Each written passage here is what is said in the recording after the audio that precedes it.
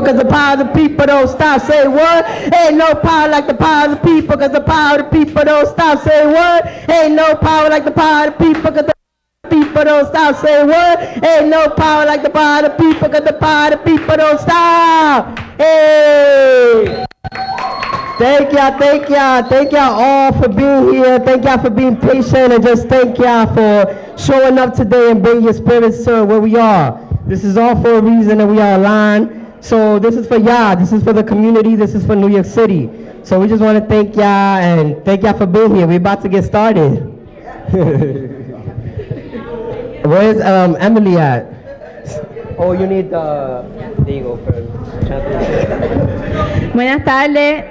Para las personas que quieran escuchar el evento de hoy en español, hay interpretación al español, pueden pasar al fondo y buscar al equipo de interpretación. Entonces, está María y estoy yo. Nos pueden venir a hablar para darle el equipo. Gracias. Thank you. Good evening, everyone. If everyone could have a seat, we're gonna kick off our forum. Thank you for coming out. Excuse me, I hate this part of the evening where I gotta be like the superstar here, and I really don't like that too much. But thank you. My name is Pilar de Jesus. I am the president of East Harlem Preservation. I am a community activist here in East Harlem. I also am a advocacy coordinator at the Community Development Project at the Urban Justice Center. But my main passion is my community here in East Harlem, and I'm so happy that we are here to have this forum. I'm so happy to have everyone here. Thank you, and I gotta remember that I gotta talk slow for the translator. So yes, welcome again. I come from East Harlem Preservation, which is a 501c3 volunteer-driven nonprofit here in East Harlem that focuses on preserving the culture of our community. And so it's been around for a long time, since 2004. Our original founder, former president, is here, Marina Ortiz. She's the one that started this organization here in East Harlem, and so if it wasn't for her, East Harlem Preservation will not exist, and this forum will not be able to happen, along with all our other co-sponsors. But thank you, and I'm gonna pass it along to one of my BFF, my partners. She drives me crazy sometimes, but I love her to death. We are going to be millionaires in the next year, so stay tuned. Emily Ramos. Hi everyone, thank you so much for coming out. Y'all are awesome. My name is Emily Marie Ramos Rodriguez. I am from East Harlem. I moved here when I was 9 from the LES. So LES in Spanish Harlem has always had a special place in my heart. I'm really excited to be here with y'all. I'm into the space as a worker owner. I've started my own women and femme of color marijuana cooperative called Hi Mi Madre. Thank you. Shout out to Stacia for coming up with the name. And basically what we're trying to do is just bring education and advocacy to our community around marijuana, around safe consumption, around medicinal properties for our community, because there's so much misinformation and so much trauma around marijuana. And eventually we want to start we're in the process of developing our own products in collaboration with alternatives, quality CBD infused products for our community. And right now we're just focusing on getting our community activated and involved in the marijuana industry, in the marijuana legislation that's being formed right now in Albany, because what we found is that a lot of our community doesn't even know that we're talking about legalization right now, especially when our communities are getting raided till today. And so this is really important for us, and we really want to thank all of you for being out here with us and bringing these important resources and information to our community. We really appreciate it. It's such a big deal. It's such an honor to be able to have this space in Casa Boricua Community Center, to be able to share this space and build community with all of you. So thank you so much. And shout out to East Harlem Preservation, that I hope to become a board member of soon. Maddox, if you want to come and share some words about your beautiful worker cooperative alternatives. Yes, so woo! Our Alternatives is a cooperative that seeks to dismantle corporate capitalism by educating our communities about plants and herbal remedies and basically our ancestral knowledge, and returning that back to our communities. So like we're here today, that's part of that work. The way that we're here, we're talking about we getting legalized, and what does that mean for our communities and for us, right? Because a lot of people, they want to come out here, they're not from New York City, they want to be, making money and capitalizing and all of that. Meanwhile, in New York City, we don't even know what's happening. So it's important that we get activated and that we know what's happening, and that way we are the ones that are, leading the fight, because we don't want to let people that don't have our best interest in mind to lead the fight, because they just care about the money, they don't care about us. So if it's going to get legalized for that, we don't even want it. So we just want everybody to know it. And basically, think about this forum as a We Town Hall, right? Think about that as we calling in everybody, we bringing in people from our community, and we really having a conversation about this and saying what's happening, like what are we actually building towards, and y'all are part of this action. So please, I encourage y'all to continue to bring this out with you and travel, to let this travel. Everything you learn here today and everything you know, just let it travel. Each and every one of you's voice matters and counts. So please, we have a lot of advocacy efforts coming up. So please just continue to stay with us and stay in this fight, because we're all very powerful people, and this is our city, so we're not gonna let nobody come take that from us. And this has been a really community effort, to be honest. Like, everybody just pull strings from all over to make this happen, like a real community way, so that it's really for us and it's by us. So I really want to thank all the sponsors and all the donors, like everybody who donated food, anybody who donated samples, their time, awareness, knowledge, all of that. I want to thank all of that. I want to thank Cassandra, because she's been doing this for a minute, you know what I'm saying? Y'all don't even know all the work she's been putting in. So she don't do it for the recognition, she don't do it for that, she just do it for the love, and that's really important. So I really want y'all to just appreciate people been fighting for this. Our ancestors been fighting for this. We still fighting. We always fighting. That's why we be so tired. But one day we getting there slowly. This all matters. It's a very important moment in time. So tonight we just want y'all to get activated with knowledge, and for y'all to learn about where we at with all of this, and hopefully get some insight into how we could own our own businesses, and this is our city, and making sure that money goes to equity in our communities, and it improves our communities and not deter things. You know what I'm saying? This is a war against big pharma. It's really what it is. Like Cassandra said, this is the war that we are actively fighting. We are all soldiers right now. So that's what this is about. So thank y'all all for being here. Thank you so much, everyone. And quick shout out to Green Workers Cooperative Academy, because if it wasn't for them, our alternatives in Jaime Madre wouldn't exist. And we want to invite someone from Robert Rodriguez's office, Amarelis, to come share some words around Robert Rodriguez and his views on marijuana legislation in New York State. Thank you. Hi, everyone. My name is Marieli. I'm here on behalf of your Assembly member, Robert Rodriguez. First of all, thank you, Pilar and East Harlem Preservation, for putting together this very important conversation. And I can tell you that the Assembly member supports the legalization of marijuana, but there has to be two things tied to that. MWBEs and local communities must benefit from the revenue and the industry growth. And we need to make sure that we are not only making sure our communities are getting the benefits of that, but also decriminalizing marijuana, sealing past convictions, and bringing our young people home. And so I just want to share those words. Thank you so much again, and I look forward to the discussion. Thank you so much. And I want to invite Nina Saxon from the Comptroller, Scott Stringer's office, to share some words. Thank you so much. Hello, family. My name is Nina Saxon, born and raised here in El Barrio, and I'm just here to, give a shout out to Pilar. Thank you for inviting me and everyone that's here. I do represent the New York City Comptroller, Scott M. Stringer, and as you do know, he did write an analysis about what people would make, what it would make for the city if we legalize marijuana. So I'm going to be here just listening, bringing back questions. I'm going to be writing questions if people want to write to the comptroller, but I'm going to be listening to bring everything back to him. Thank you so much.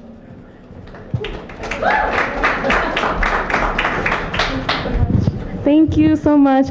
Now we want to invite the most wonderful, beautiful, intelligent, amazing Cassandra Federic to come share some words with us, to come share some gospel with us.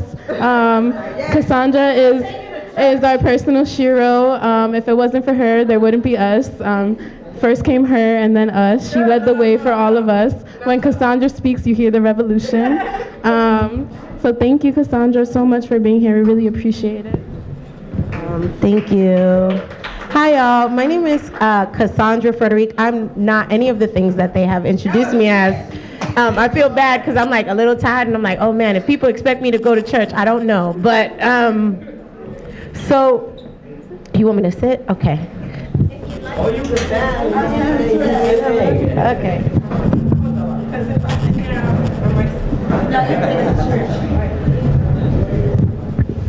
So my name is Cassandra Frederique. I'm from the Drug Policy Alliance. Drug Policy Alliance is a national organization working to end the war on drugs. And so what that means is that we don't actually believe that criminalization is an effective tool to deal with people that struggle with drugs. We just don't think that cops are what we need when we're dealing with a health issue. We also don't think cops are what we need when we're dealing with an economic issue. And that is something that's important because we're starting to have the conversation about what does it mean for us to have a public health and safety conversation around people who sell drugs too. Because the conversation around drugs has been built around this idea of whiteness.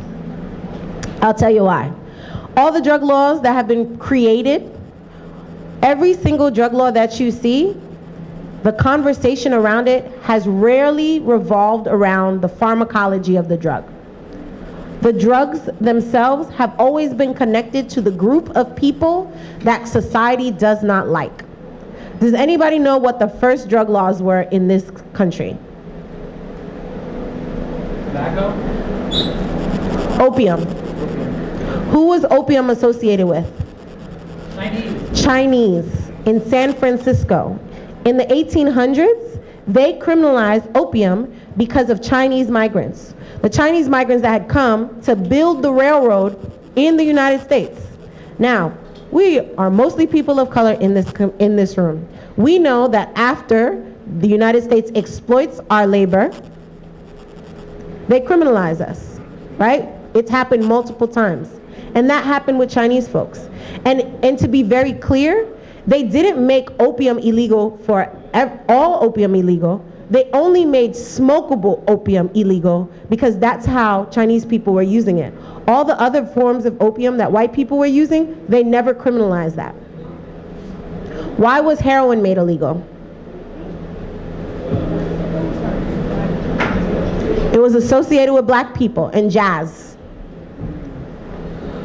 Cocaine? Coca-Cola. Well, who else? Black people. Because black people, cocaine, I'm not going to ask you if you use cocaine, but cocaine is a stimulant, and so it keeps you awake. And so the free black porters, when they were having the ships come in, they used to use cocaine so they could stay awake, so they can bring in the shipments.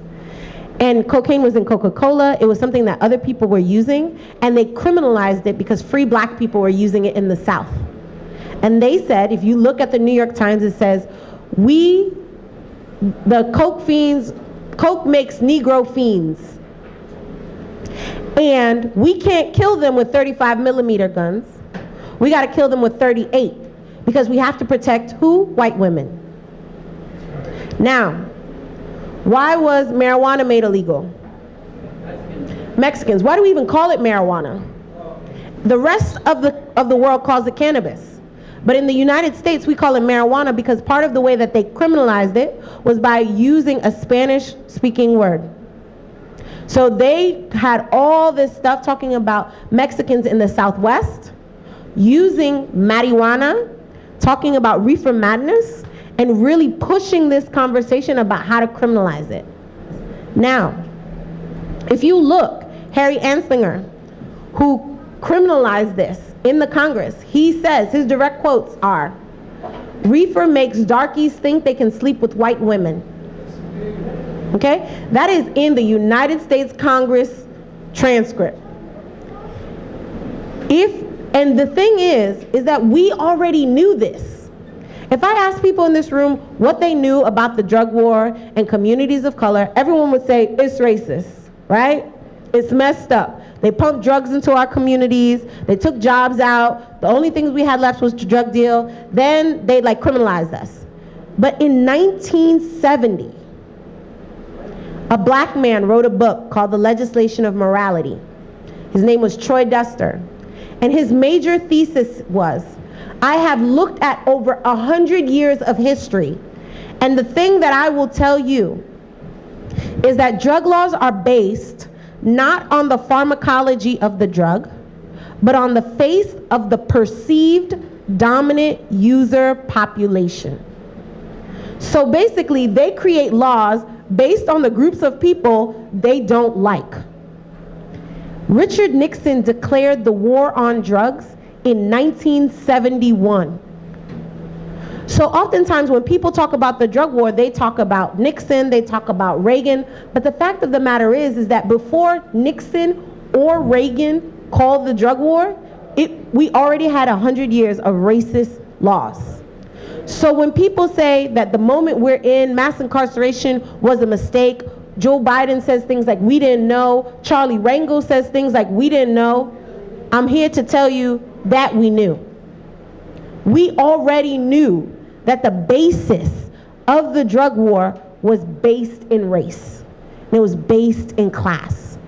And so part of the reason why Drug Policy Alliance really pushes against the drug war is because we believe the drug war is illegitimate. It is not an effective tool to dealing with real problems. There are people in this room that know people that still struggle with drugs, or have struggled with drugs, or been locked up for drugs, either for possessing or selling. And what we're saying is that that whole thing was a setup. Now, it does not mean that real harm has not happened. It doesn't mean that we still don't have trauma. It doesn't mean that there are still people in our lives that really struggle with reality based on their relationship to drugs. All those things can be true. I just want to let you know that it was a setup. It has always been a setup. And the only way for us to get out of the setup is for us to stop playing their game. Stop using their talking points. Stop thinking that the strategies that they're giving for our communities, that they're putting on top of our communities, are actually effective for us. John Ehrlichman, who was Richard Nixon's senior advisor, said, "Did we know that we were making it up about drugs? Of course we knew. We had a black problem and we had an anti-war left problem. And we needed to criminalize those communities over and over again by putting black criminalized faces on the evening news daily." Think about what happened to our political leaders. They decimated us with drugs. This was on purpose. And you will hear people talk about the drug war consistently, and they will give you the facts around the arrests. They will give you facts about what is a drug. They will give you facts about who's benefiting, who's not benefiting. I'm not talking about that. I want people who look like me to know that this happened on purpose. And therefore, if it happened on purpose, we should not trust the same institutions and types of people to tell us how to get out of this situation. That doesn't make any sense. We as a community have to figure out how we move forward. And the strategy that I would offer you is that we need to get out of the drug war. We need to end it. And that means we need to remove the criminal justice system from being a part of this. Now, I'm going to give you all pretty much know this already, but I'm going to go through it. Richard Nixon declares the war on drugs, 1971. Nelson Rockefeller creates the Rockefeller drug laws. Do people in the room know what Rockefeller drug laws are? Mandatory minimums. Do you know that marijuana was originally in the Rockefeller drug laws? Yeah. Marijuana was originally in the Rockefeller drug laws, and they took it out. Why did they take it out? White people were getting arrested. So white kids were getting arrested, facing mandatory minimums. Their white moms went to the district attorneys and said, listen, this is a problem. Like, I know Mary and Chauncey should not be smoking weed, but they also can't face 12 years to life. So then the district attorneys went to Albany and said, yo, we gotta fix this. 42 years ago, we removed marijuana from the Rockefeller drug laws. And we removed criminal penalties from possession. We said it is, if you have up to 25 grams, that is not a criminal offense. How many people in here know someone who got busted for weed? Look around. They changed that law 42 years ago. 42 years ago. Marijuana was decriminalized in New York. Now, 2 reasons you could get arrested. If it was burning, so if you smoking in the street, or if marijuana is in plain view, you waving it in the air like you just don't care. Only 2 reasons. How did everyone get arrested? How did nearly 800,000 people get arrested for weed in New York? Stop and frisk. Because let me tell you something. The height of marijuana usage was in 1978. And that is when they decriminalized. They were like, too many people smoking. We can't criminalize all these people. And they weren't arresting people for weed. Do you know when it changed? Mayor Giuliani. In 1994, broken windows policing, Commissioner Bratton, CompStat, all these things that people talk about. They changed the culture of policing where they decided to focus on low-level arrest. And then they just started sweeping our neighborhoods. In 2001, we hit 51,000 arrests. Does anybody know what the seating capacity is for Yankee Stadium? A little lower. 50,287. In 2010, we arrested 50,387. In 2011, we arrested 50,287. 684, my bad. We were arresting more people than could fit in Yankee Stadium. Marijuana arrests didn't make us any safer. It didn't make less people use, right? And nobody knows anything about cannabinoids. Arresting people for marijuana was one of the biggest things that we took on at DPA. We were like, yo, we finished the Rockefeller drug laws in 2009, and then in 2010, we started focusing on stop and frisk and marijuana arrests. 2008, Deborah Peterson Small released a report that told that New York City was the marijuana arrest capital of the country. We were arresting more people for weed than anybody else. And the racial disparities were solidly over 85%. Despite the fact that we know that white people use at the same rates. But let me kick it to you like this. The people that were getting arrested were between the ages of 16 and 29. It was like 70% of the arrests. Do you know that white people in that age bracket are more likely to smoke and possess marijuana than young people of color? Y'all, they literally picked us off. And it's not just arrest. If you get arrested for marijuana possession, you can get kicked out of where? Public housing. Mad people were getting kicked out of public housing. And if my brother got arrested for weed and my mom refused to kick him out of the apartment, the whole family got kicked out. That's still on the books today. Do you know that Black and Latina women, when they go to the hospitals, are consistently drug tested without their consent? And if marijuana shows up, they take their kids away. And then, if you test positive, they put you on a registry, the statewide central registry. You don't get off that registry till after 10 years of your youngest child, after your youngest child turns 18. So you're on that list for 28 years. And No one talks about it. There are people that have no idea. Just if someone says, I believe you neglect your child, and they report you, no investigation, no nothing. You go on the registry.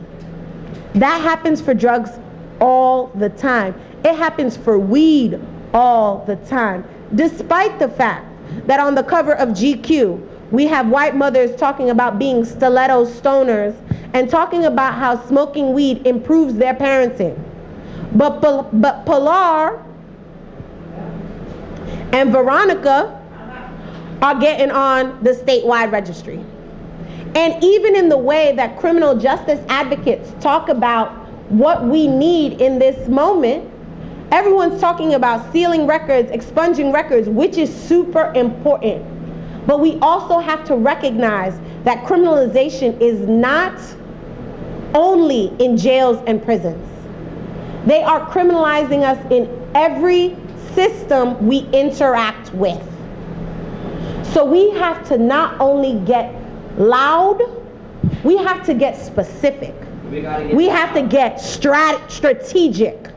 And we have to be unceasing in what we demand. This moment that we're in right now is not because people in Albany decided to give a damn about people of color. This is because people of color have pushed and pushed. This is how you get to a point where we started the campaign at 50,000 arrests and are now at 17. That happens because people decided to talk and march and call. That's because Robert Rodriguez was one of our sponsors fighting for the marijuana decriminalization bill back in 2012, 2011, 2014. Not when it was popular, not when there were businesses. Another person who we go back and forth with, Melissa Mark Viverito from East Harlem. We could all we want, but in 2010, she was rolling with us on this. She was the person who challenged Raymond Kelly and said, why are you doing this? And Raymond Kelly said, if you don't like it, change the law. East Harlem, your electeds have consistently been at the forefront of this issue. And so it only makes sense to me that as we move to a conversation around legalization, that East Harlem specifically benefits because you guys took all the risk. If you look at your arrest numbers, y'all are still getting arrested higher than everybody else. If you are thinking about where people are focusing, they are never making it to East Harlem to talk about economic justice. The companies don't give a damn. We are in this moment because people push. Groups like Vocal New York, groups like Center for New Leadership on Urban Solutions, right? Groups like Just Leadership, groups like DPA, groups like NYCLU. Those people have consistently, Bronx Defenders, Neighborhood Defense Services, Brooklyn Defender Services, all these organizations have been pushing the conversation of social justice and criminal justice. And then we realized something. When we started legalizing, we created space for an industry to come in. And I'm gonna let you know, we weren't invested in that part of the conversation. We were invested in making sure that when we passed the law, people weren't still sitting in prison. But the fact of the matter is, we don't have the luxury of focusing on one thing. We actually have to focus on it all. Because that is how they mess us up. That's how they continue to morph the system into something else. So as we're focusing on the ending the exploitation, the criminalization, the subjugation of black and brown bodies, they're creating a whole economic industry that exploits, criminalizes, and subjugates black and brown bodies. They are fighting for laws to criminalize people that remain in the gray market. That is unacceptable. If we are going to legalize weed, then just legalize it.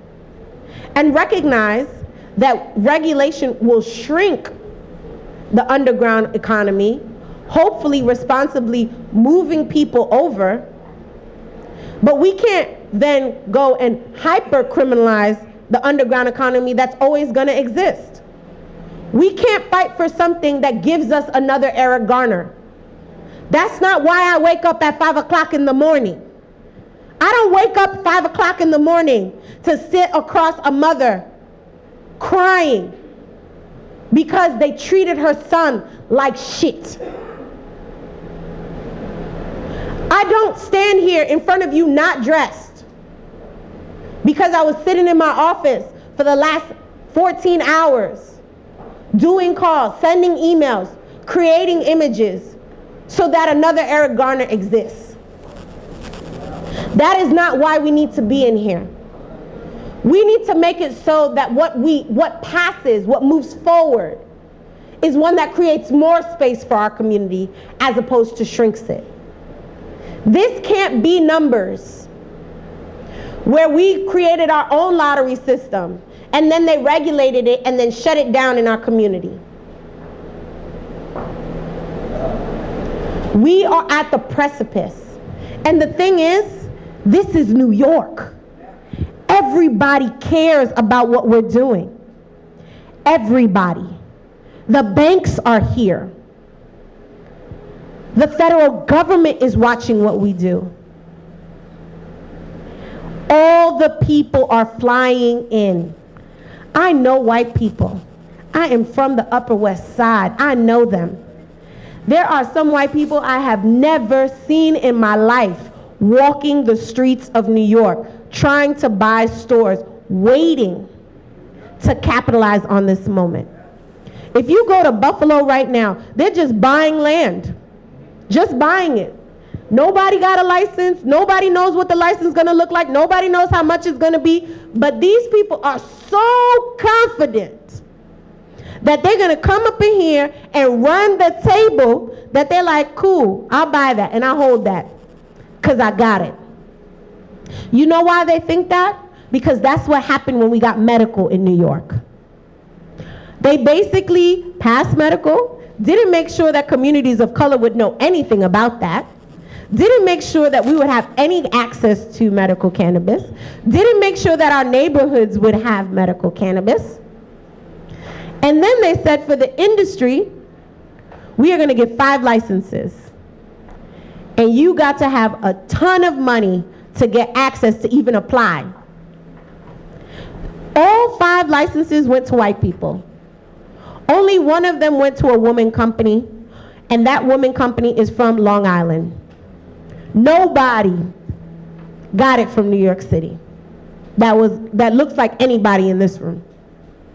Then they opened it again. We're gonna get 5 more. Again, all white. Then they're about to open it again.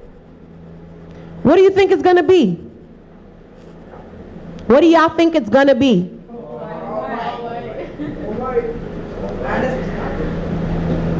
This right now is why everybody's scared.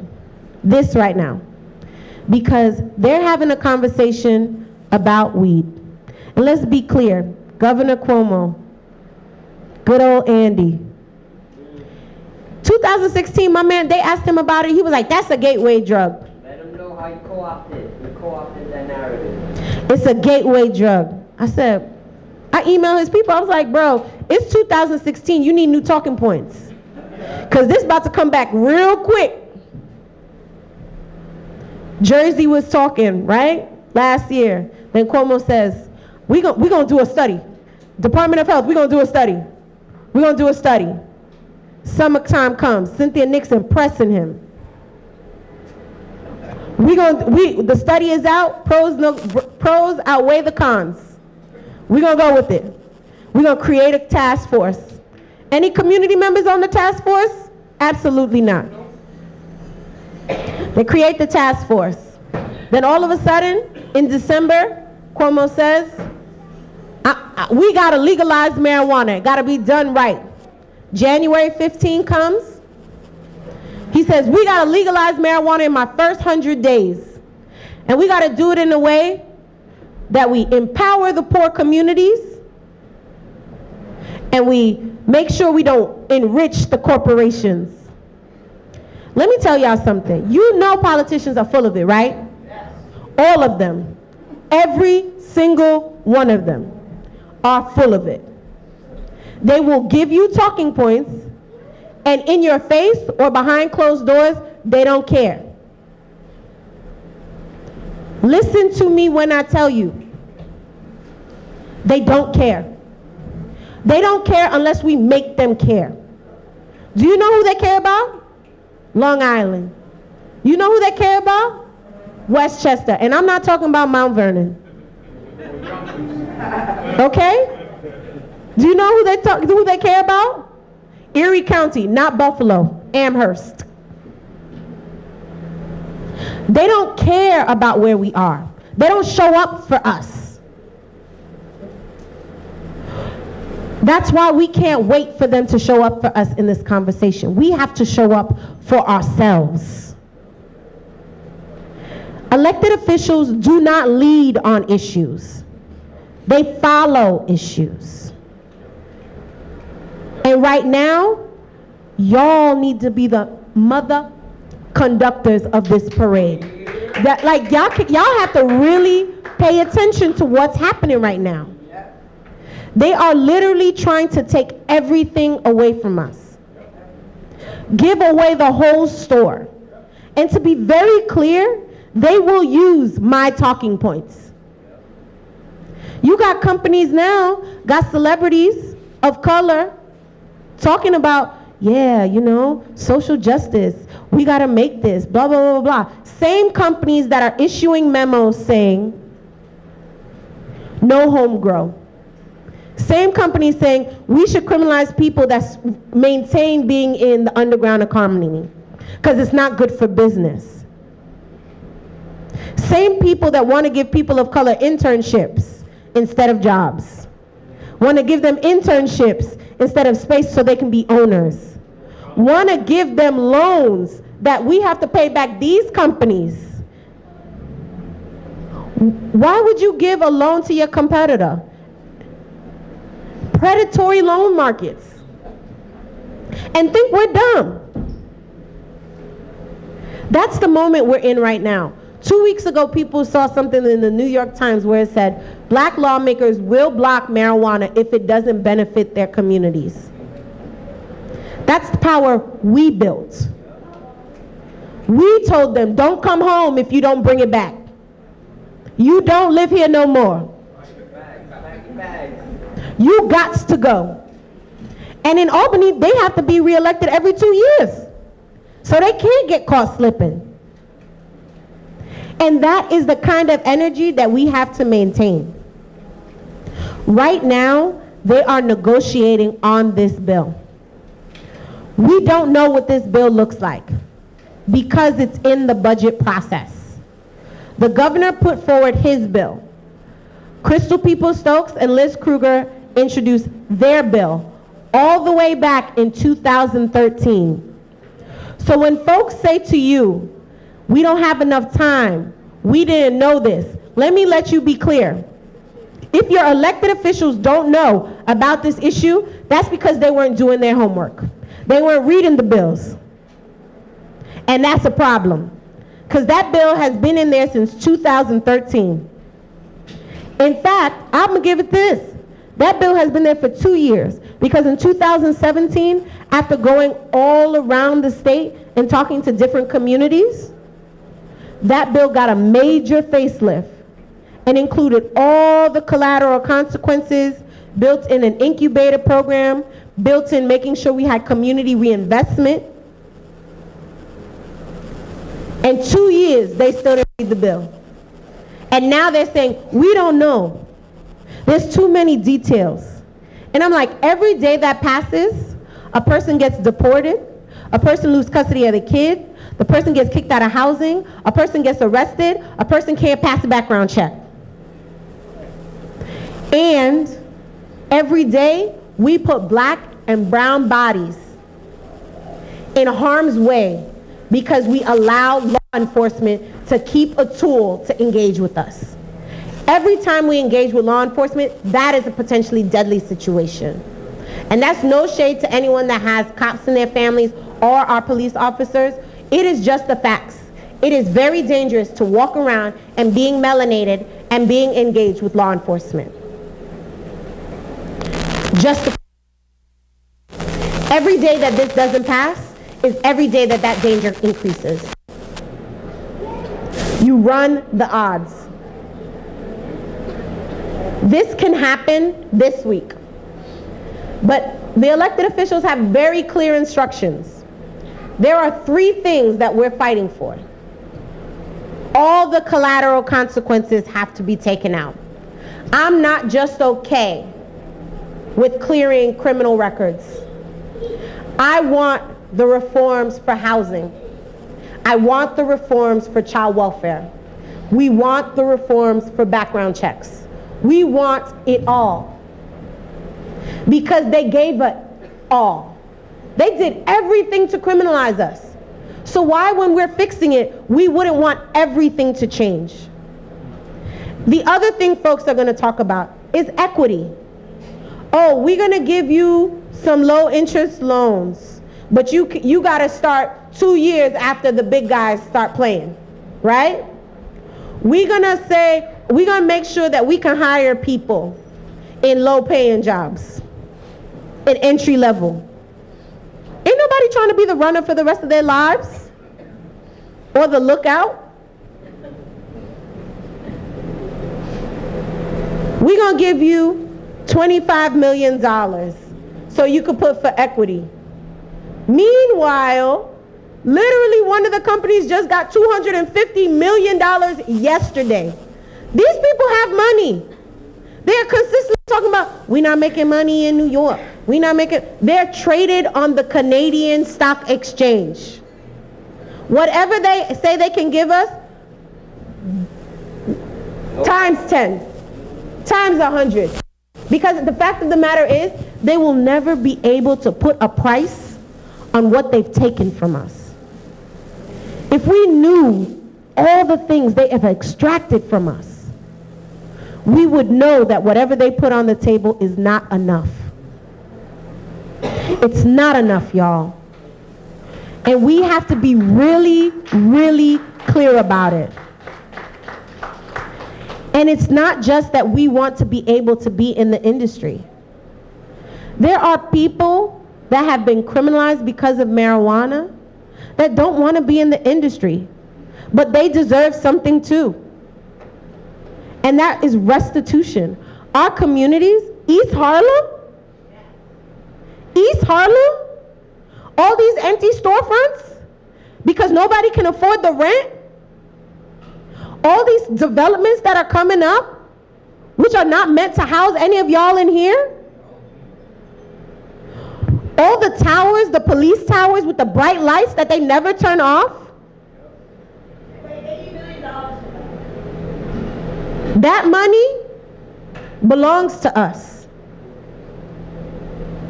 That money that the state is going to recoup from the taxes, from the revenue, belongs to us. That is a non-negotiable.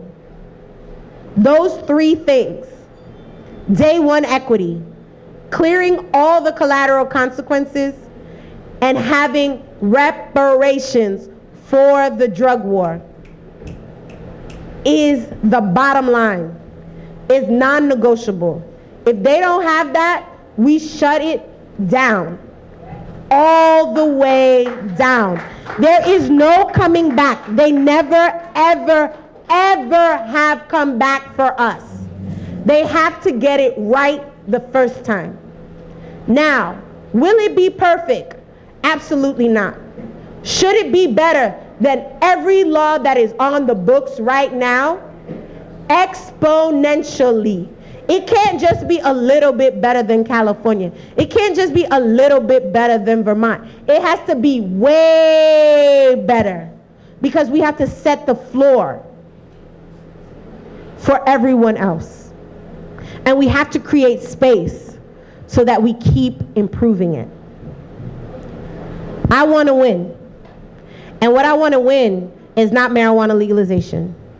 I want to win this fight for freedom. And weed will not free our people. Weed is not going to end discrimination. Weed is not going to end capitalism. But we can reduce the harms associated with all those things. The only way we do that is together. The only way we do that is principled and with integrity. Do not let these companies come in here giving you t-shirts, giving you 1 year free rent, and then let them take the whole store. Everything they offer you, you times it by 10. Because if they are offering you that, they can give you so much more. Do not let us get played. Everybody has to watch the gate. Everybody is responsible. Robert Rodriguez is responsible. Scott Stringer is responsible. They cannot come up in here and run the table like they did with medical, like they did with numbers, like they do with everything else. Pay attention to what your elected officials say. Pay attention to who they are taking money from. Some of them are taking money from these industry groups. We have to know that, because then they have two masters, you and the people that pay them. Part of the reason why we got to get money out of politics. What can you do now? If you registered for this event, I'm sure there's some version of people can get in contact with you. We need you to call your assembly person, your senator, and the governor every day until April 1st. Every single day. Call them at 4:20 every day. I don't care. You could call them at 8:40. You know what I'm saying? You could call them at 12:30. I don't care. Call them. Every day. Call them.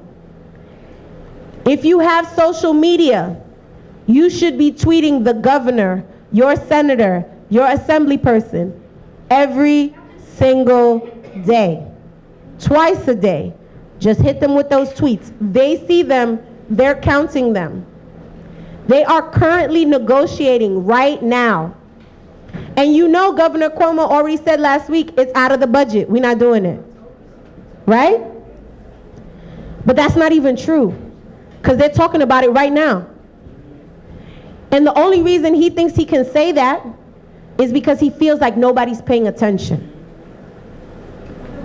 The only reason he thinks he can say that is because he would rather listen to the New York State Parent-Teacher Association, who says we can't do this for the kids. Yet, that's the same Parent-Teacher Association that was nowhere to be found when 4 black girls were strip searched in school by the nurse in Binghamton last month. Did y'all hear that? Yes. 4 black girls, all 12 and under, were strip searched by the school nurse. And do you know what the nurse said? The nurse said, well, I thought they were high on marijuana because they were giggling too much. Legitimate words. The Parent-Teacher Association was nowhere to be found. The treatment people were nowhere to be found. The cops were nowhere to be found. The health department was nowhere to be found. These are all the people saying we can't legalize for the kids. When they talk about for the kids, they're not talking about our kids. They're not talking about our kids that have health issues because of criminalization. The anxiety that our kids have. The behavior disorders our kids have. the high blood pressure, the high cholesterol, the depression. They're not talking about that. They don't care about that.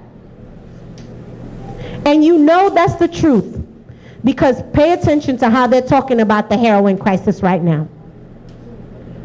It's different because it's not their kids. They want compassion. They want resources for the kids. Don't arrest the kids for heroin. Give them treatment. I want that too, but I also want it for our communities as well. Y'all, don't let the wool get pulled over your eyes. Now is the time to fight. We have 7 days to have this. If they don't do it now, it's going to be really hard to do it in June. And if we don't do it in June, you know, in election years, they all get scared. And then we're looking at 2021. And to be very clear, though marijuana arrests in New York City have gone down, they're going up. And in upstate New York, they're the highest that they've ever been. New York is the battleground. That's why all the companies are here. That's why we have to fight. And we have to fight, and we don't have the choice. We need to win. Thank you.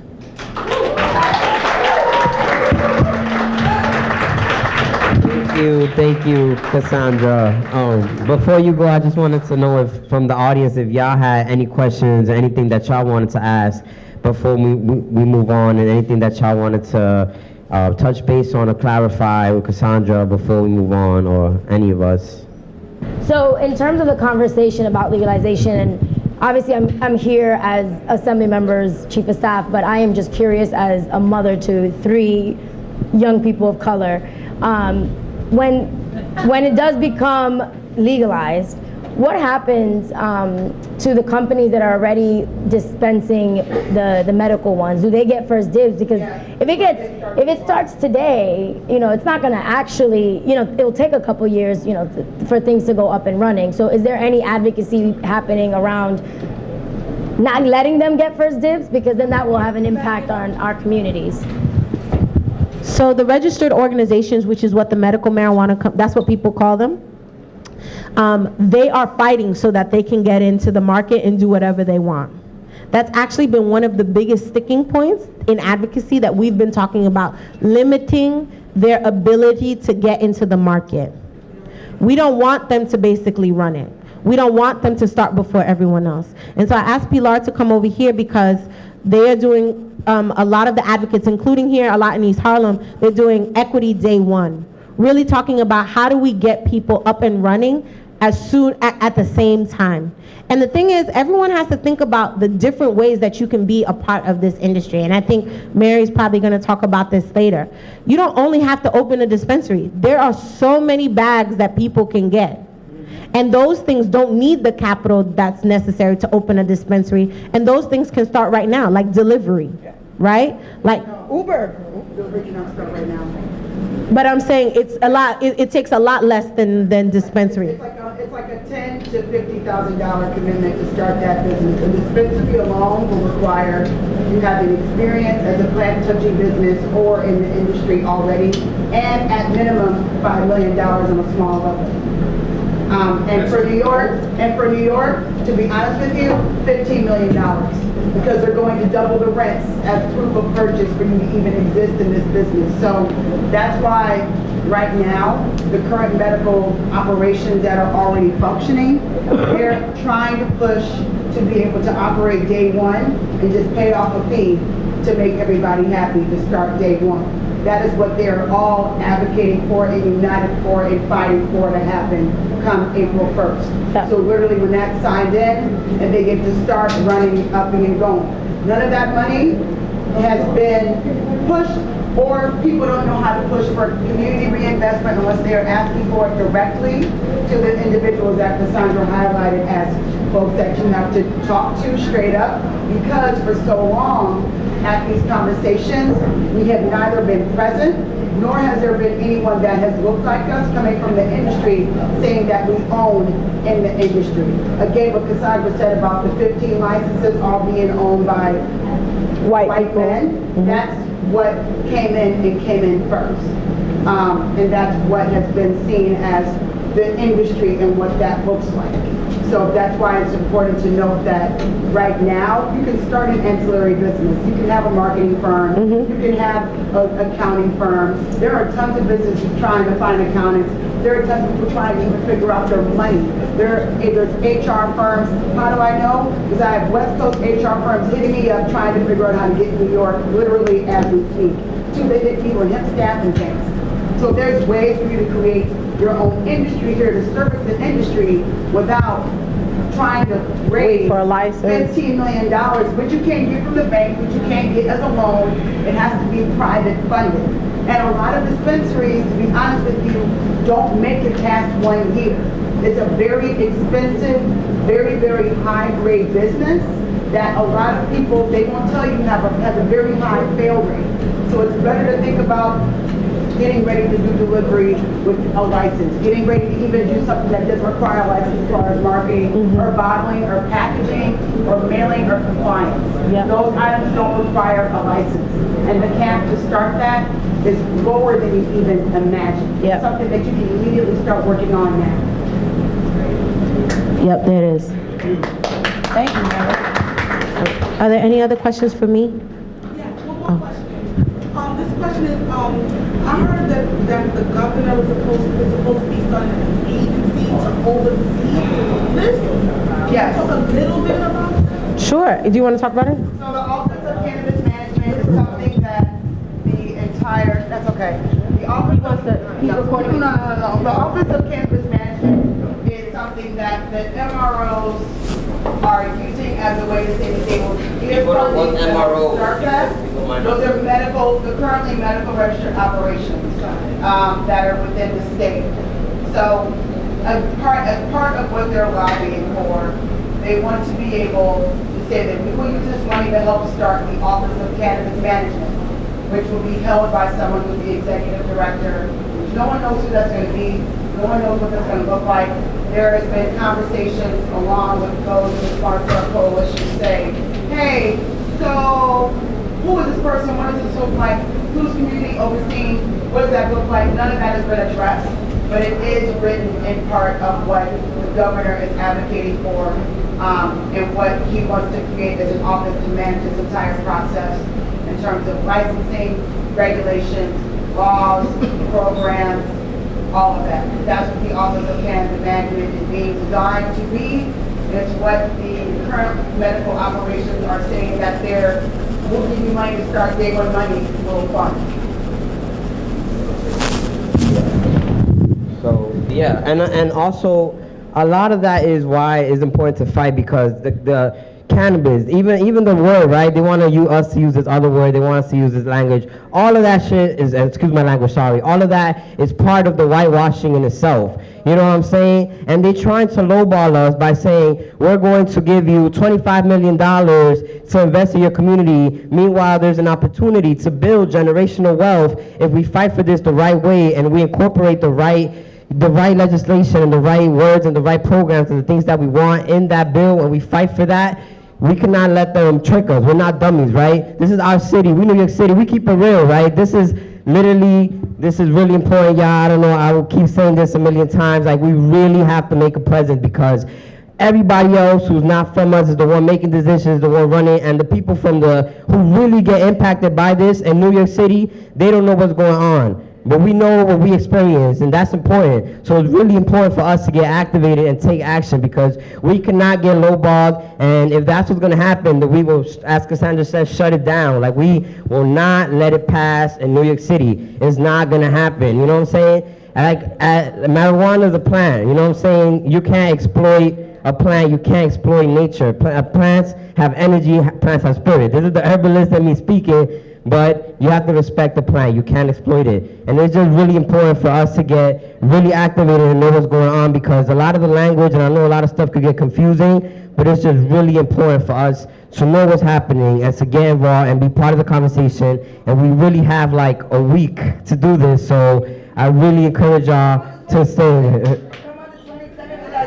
Come, everybody in here should be coming with us on the 27th. We got to march to Albany. We got to let them hear us and let them know what's happening. We can sign you up, guys. We can sign you up right now. Before we go on, Mary just had one more other thing she wanted to mention. I just want to reiterate Cassandra's last point. I don't know where Cassandra went. If Cassandra could come back right now. Cassandra, come back. Nope. I just want to reiterate this and have Cassandra explain it. So, if this doesn't pass in April, the chances of this happening are very, very, very, very, very, very, very slim in June.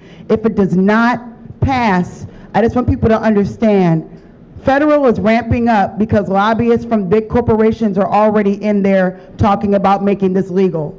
Operating with no protections within New York State is a big issue if federal occurs under this current administration. So while yes, this situation is very critical, it's critical to also amplify the fact that we have to advocate for this to happen April 1st, talking about the need for incubators, funding, co-ops, community reinvestment, all those items that are very crucial to communities that are reflected, that are considered melanated, right?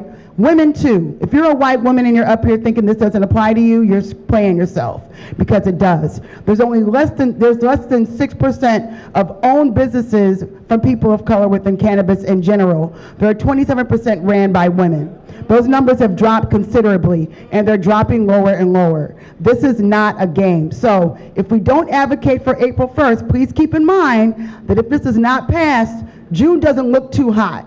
And after that, we are looking at a federal movement on this, and we will not have any protections within this state.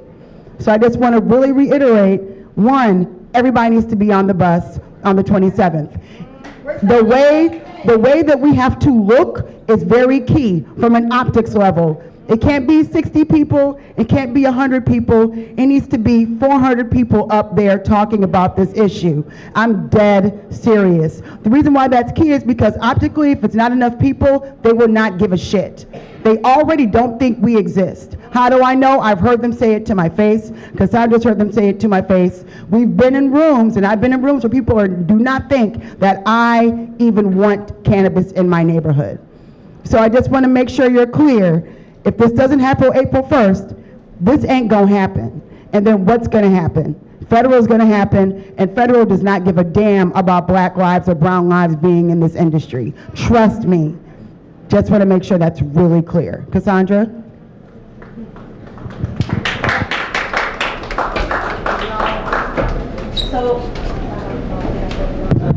So I have to say this. Everything she said is right. But here's the thing. I look mad at my plate. I was really just trying to get some wings out. Here's my thing. We have been in this situation before. When we did medical, we thought it had to get in the budget, and that's with Republicans in the Senate. We pushed. It did not happen. Everybody counted us out. Everybody. And we didn't win. Yes, we got a medical program in June, but none of y'all are a part of it. None of y'all are part of the industry. So we won, but we didn't win. You understand what I'm saying? And we know that as a people, because that consistently happens to us. In Colorado, they legalized weed, and it's still young black people getting arrested. Right? There are places that they legalize weed, and there's still people sitting in the big house. So we win, but we don't win. In Massachusetts, they went for equity. And the first person to get a license was a white woman. So we win, but we don't win. I'm tired of that, y'all. Y'all not tired of that? Do y'all want to win big? Yes. Nah, man, that's not real. Do y'all want to win big? Yes. Y'all really want to win big? Yes. Do you want to win big? Yes. All right. Listen, y'all. It is the 215th year of my country's independence. Mary's too. I am Haitian. I have the ancestral power to start the revolution. That shit is in me, okay? It really, really is. I believe that. And what Haitians do, is we share the revolution with others. And that is what I'm here to tell you. Now, weed ain't no revolution. It ain't. And I'm not gonna sell that dream. But the thing that we want is not necessarily the weed, it's the people power that we can build while we're doing this. We can't stop at weed, y'all. We have to build the accountability and the muscle for us to mobilize as a community. And we have to use people's self-interest to smoke up, to help build that. If it doesn't happen in April, we have a really big problem.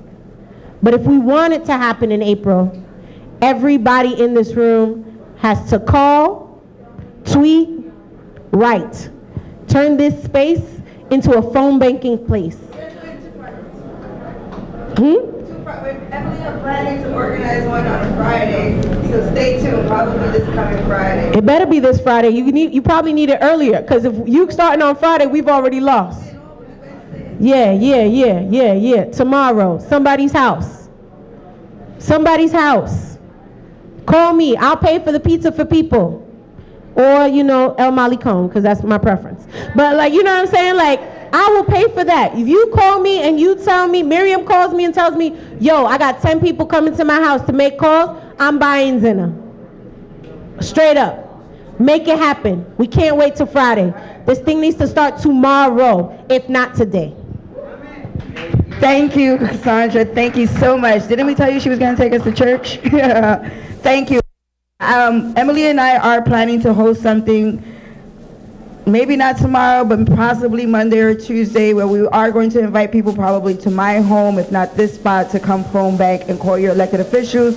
Break. We do have some food. I think most of the food that has been donated from some of the small businesses in the community has arrived. I want to say thank you to Sapara, the London Irish Pub, Patsy's Pizzeria, and Nuevo Caribeño, and New Level Juice for providing our food and beverages for today. Now I'm going to invite Javier, who works with the People's Dispensary, to come up and talk a little bit about equity and things that we should try to get right in New York. Thank you so much, Javier. So good evening, everybody. It's always hard to go after when folks have started or finished their eating, so I'm going to try my best to keep people alive and invested in the conversation. So as we heard from Cassandra, and we also heard from Mary on the side, you know, this is a big moment in the next couple of weeks for New York State, actually the next week. And the reason that I'm here today is because I'm here on behalf of an organization called the People's Dispensary that I got connected with several months ago when it became clear that New York City and New York State were having discussions that wasn't necessarily including black and brown and queer business owners who are involved in the cannabis industry. I should say, first and foremost, I've been using cannabis since I was 15 years old. So I'm 39 years old this June. So I've experienced cannabis in multiple levels in my life. I've also been locked up for cannabis in my life. I had to go to Central Bookings a couple of times for smoking on the street. I also seen how cannabis plays out differently for other people in this society. So when I went to undergrad in University of Albany, a friend of mine who was white was growing a lot of weed out of campus, and when he got caught out there for a couple of ounces, he didn't get anything but a warning. But when me and a couple of friends of mine, when we were upstate and we were at a party, we were smoking a couple of L's, a couple of joints, we all got locked up and had to spend basically half of a summer in Albany County Jail. And the reason we had to do that is because, one, I was scared to call my parents and ask them for money. But the other real reason was because the system was completely corrupted and was totally against people like myself and my friends, who were all people of color, to try to get out. But my white friends, it was said it was nothing else but a warning. So that kind of set off the trajectory of my life in many ways. I've had the privilege and also the fear of working for elected officials. So when Cassandra talks about elected officials don't necessarily respond to the people, they respond to other people, I experienced that firsthand. When Hurricane Sandy hit New York, I was working on an elected official, and I saw like how different neighborhoods were prioritized. I saw how Staten Island was prioritized. I saw how certain pockets of Far Rockaway were being prioritized. It just so happens my life goes full circle. When Hurricane Sandy hit, I was working for an elected official who was helping the Sandy response, and then today I actually work in Red Hook, a neighborhood that was impacted by Hurricane Sandy. So when did Hurricane Sandy happen? In 2012. 7 years later, I'm working in Red Hook, and the people that live in public housing in Red Hook have never recovered from Hurricane Sandy, but Staten Island, Far Rockaway, parts of Red Hook that are all white that have been gentrified have all been hooked up. So put that into perspective, the neighborhoods in New York City that are going to experience cannabis coming and potentially being legalized are already predisposed and predetermined to lock people out for the last 100 and 200 years of this country. But in the last 50 or 60 years since Robert Moses, the neighborhoods of New York City have been designed to basically segregate us, and at the same time they were primed for gentrification. So because of gentrification and segregation, when cannabis becomes legalized, it's not going to really matter who's at the forefront because it's already been designed for white folks to take full advantage of it. But what I'm going to offer you all is 5 key points to think about that my colleagues and I from the People's Dispensary, queer-owned, people of color-owned dispensary located in Oakland, California, have put together. And we hope that you all take it into consideration to allow for productive conversations to really emerge. So we got 5 points. First point, people of color and formerly incarcerated should be able to grow wealth in this industry, not be capped out below the existing large corporate license holders. There should be no cap on horizontal licenses for equity-eligible companies. The second point, the existing medical license holders shouldn't be able to buy a fast track into the industry before communities who are harmed by the war on drugs are even at the start line. Incubators should be used to build pathways from the informal economy to the new legalized economy. We are asking to auto-vacate cannabis-related offenses, provide support for reentry, and do not recriminalize in the legalized industry. We are also asking for 86% of reinvestment funds should go back into communities of color and communities harmed by the war on drugs. So I'm going to talk about the 86% quickly. 86% is a number that comes out of the analysis that says everyone who was criminalized by the war on drugs, 80% were people of color.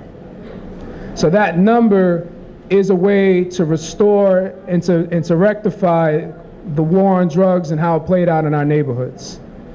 What it also calls out for is to be prepared for the reality that when legalization is played out in other places across the United States, who do you think is the first industry asking for the taxes?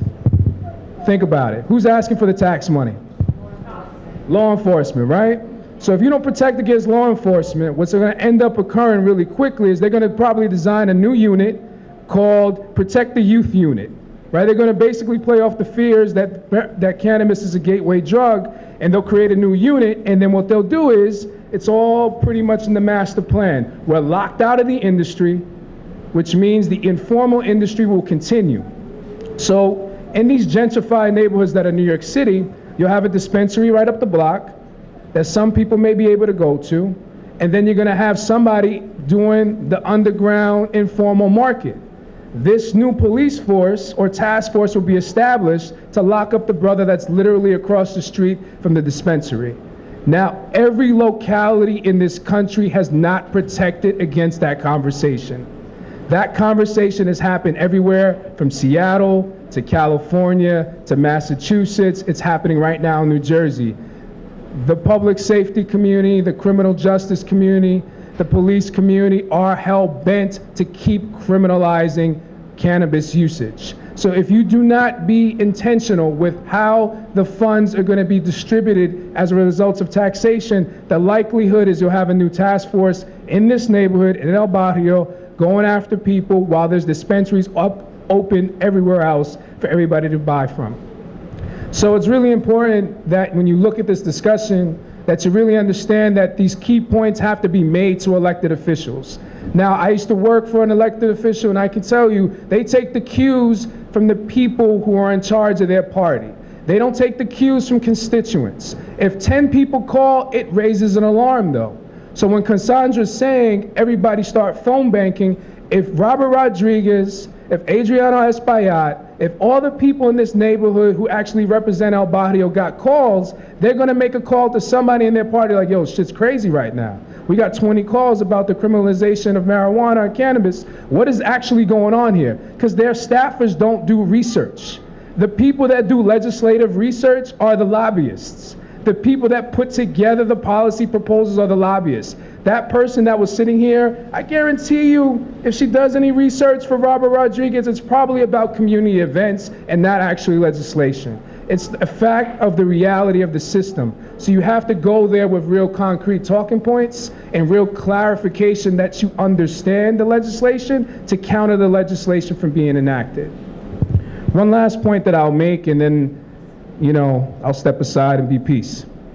So, for the last 4 years, I worked for the New York City Department of Health and Mental Hygiene, called an initiative that was named the Center for Health Equity.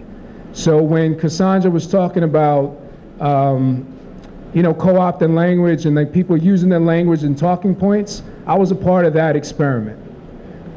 Equity is a term that's used by elected officials very liberally. It is used by bureaucracies and bureaucrats very liberally because it gives people cover to say to Black and brown and queer communities, we are doing something now. But in reality, the operations, those systems have not changed. I worked for a system that didn't want to change. They were okay with me saying, hey, racial inequities exist in El Barrio, this is what it looks like. They were like, that's equity.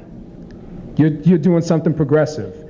When I started to say Black babies are dying 3 times the rate than white babies in the city of New York, when you're looking at communities like El Barrio and Brownsville, the reason that is because there's no more affordable housing in my analysis, or there's no good jobs. They're saying you can't say that because you're messing with other systems in place. So what ends up happening is they are relying on the existing broken systems to self-correct themselves. And they're going to do the same thing here with cannabis legalization unless we call for a brand new fucking system. The system cannot be the same system because it was designed on white supremacy. It was designed to oppress people of color.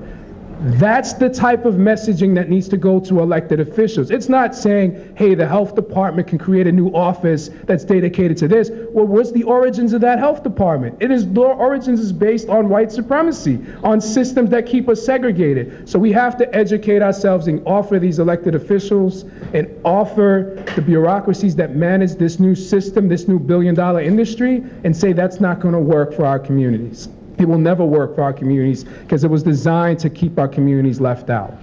Last week, Mayor Cuomo, in the middle of negotiating the one budget, had a fundraiser. In that fundraiser was the medical cannabis industry.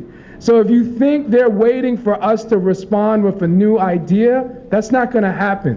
What we can do is give, and I have to say this, people of color elected officials a little bit more energy on what they need to be negotiating for.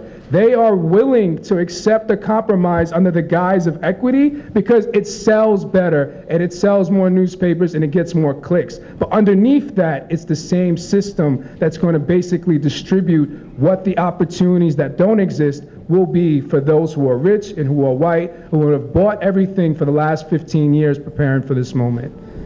So I leave you, once again, with quick talking points, because I want to make sure my peoples in California feel like I did them justice.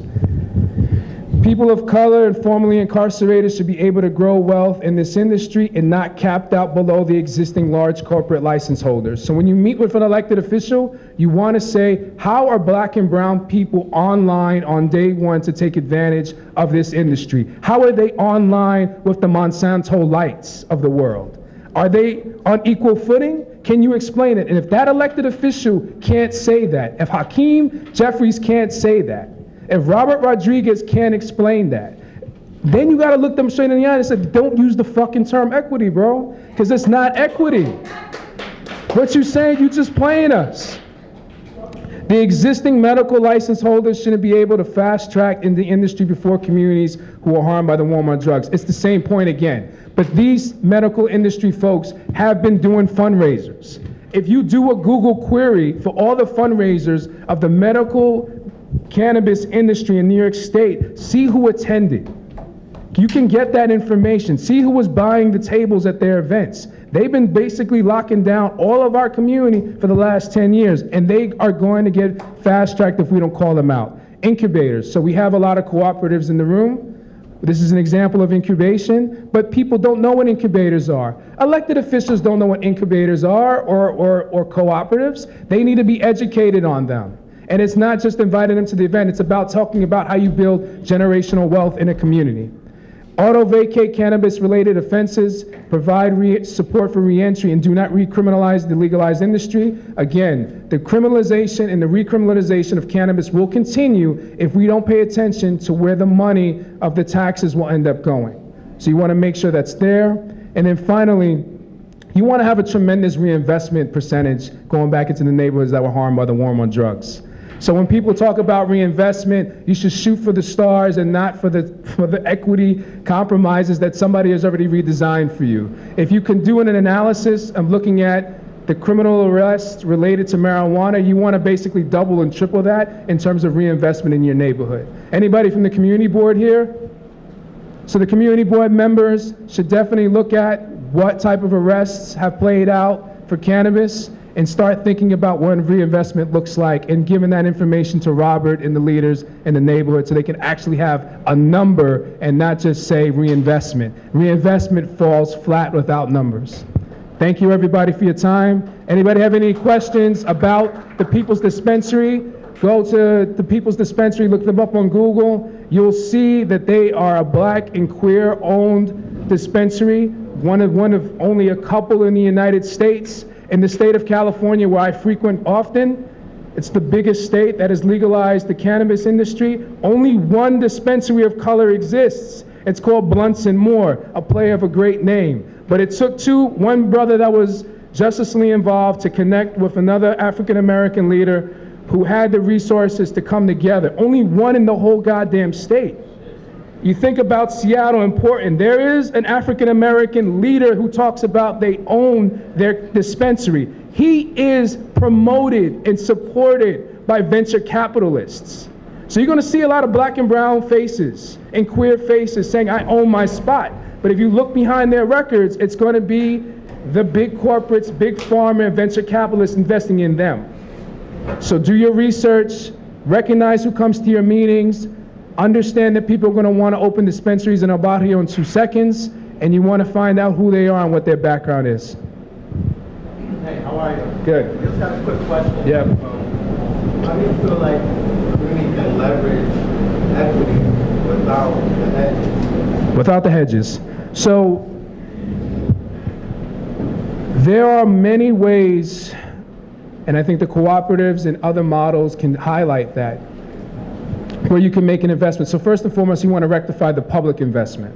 The public investment and the subsidies that are going to come out of the state of New York for the multi-conglomerate, multi-billion-dollar industries, that should be equalized to allow for small businesses to emerge for startup. There's going to be a need for people to come together in neighborhoods to pool and resource the money. It's been done before. If you think about the Dominican community for supermarkets, and you think about how people have come together to really consolidate resources and funds to put the capital together, there's also a tremendous amount of wealth in New York City, whereas it relates to people of color who own different e-commerce sites and tech sites, like to get them involved and to think about how they can invest in neighborhoods is something to think about. But that's the white man's paradigm. We have to kind of break against that. The only other option I could say that Mary brought up before is there's a difference between saying you want to go from seed to grow to distribution to then analyzing all the points of the industry that one can tap into and create a true market share on. And also, it's also a good point to look at other aspects of the industry outside of just grow operation. Yes. The seed cultivation. The seed cultivators, everything. So if you go to the People's Dispensary website, we have a wheel that basically will show you that there's an emergence, or there is an existing allotment of around 100 different types of industries that you can tap into as a result of cannabis. And there's no reason why outside people can come in El Barrio or other communities of color and take away the existing capital and the existing business culture that exists. The one thing that I have to offer, though, to everybody in this room is that you have to become well-versed on the cannabis industry. The cannabis industry is just not seed to grow. It's so diverse that one would argue that it's probably an industry whose limitations are not necessarily known. It's similar to like how when we went from prohibition to in the 1920s to when everything got legalized, it just spawned off generational wealth to no avail. Thank you, everybody. Appreciate the time. Thank you so much, Javier. That was really great. Thank you so much to the People's Dispensary. If y'all want to follow them on Instagram, you can look up the People's Dispensary. Like Javier was saying, they do have an ancillary business chart, which shows you all the different kinds of businesses you could open up in the marijuana industry that are not plant touching. So you wouldn't need a marijuana license in order to work in that industry.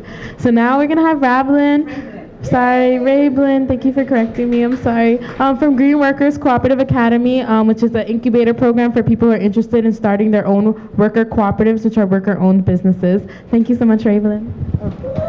So, good evening, everyone. Thank you for participating in this historic event. And, you know, I really want to thank all the sponsors and all the legislator staff that are here to listen to these very important community messages. So, you know, I just have to tell it from my story in this sense. I went through the academy. I'm the communications coordinator, acting advocacy coordinator for Green Worker Cooperatives. I have my own tech, I'm working on building my own tech cafe in the Bronx. And I went to the meeting, the Start Smart New York Coalition meeting, because for self-interest, because I've always believed in legalizing cannabis because of how the drug on war has impacted my community in Washington Heights so severely. I really was going to go all in. And then we get a call. I'm in the meeting, and then they said, and they tell us, Cassandra says, Governor Cuomo put co-ops into the bill. And we're like, what? What are you talking about? There's co-ops in the bill? Why is Governor Cuomo talking about cooperatives and cannabis without anybody ever talking to him? And so we were very curious about how did that happen? How did Governor Cuomo even put into his Community Regulation and Taxation Act the word co-op into his bill? We were very curious, and then Omar said, the founder of Green Worker, he says, ask Cassandra how we found out. How did he put that in the bill? And it was very simple.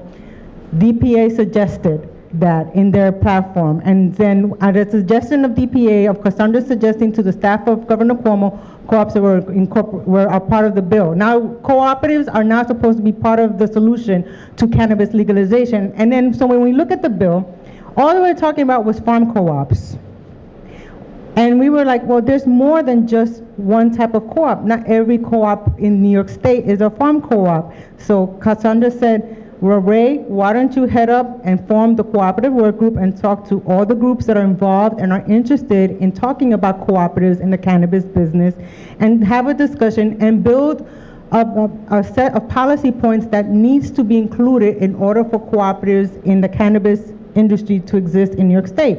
One that meets a lot of the social equity and economic needs, that directly addresses the needs of our people in our community as far as training, technical assistance, and initial investment. So we meet for a few weeks, every week, over the phone. We came up with quite a few points, and we put together this paper that we did. We submitted to the coalition, and we called it "We Can Get Rich Together." And in our paper, "We Can Get Rich Together," we call for a few things.